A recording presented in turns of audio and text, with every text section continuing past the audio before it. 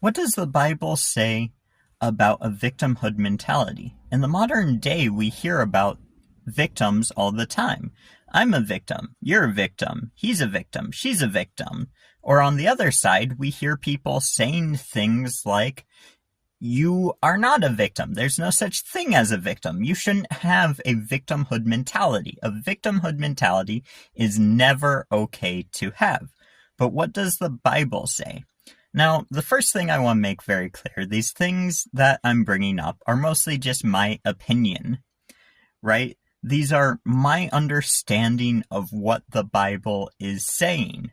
I reserve the right to be wrong and corrected about anything I say here.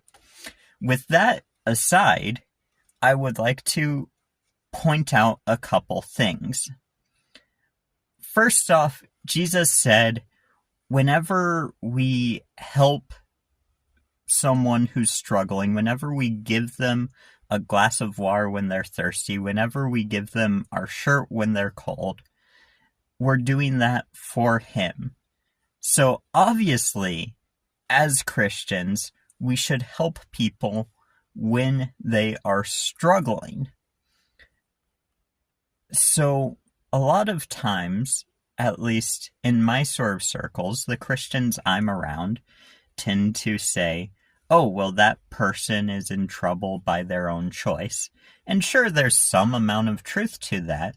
But if you look back at the Bible, it says Jesus wants us to help people who are struggling. Now, with that being said, if we look at the example of Jesus from the perspective of, am I the victim? Jesus said, I always treated Judas as a friend. Also, the Bible makes it very clear that Jesus knew Judas was going to betray him before he did.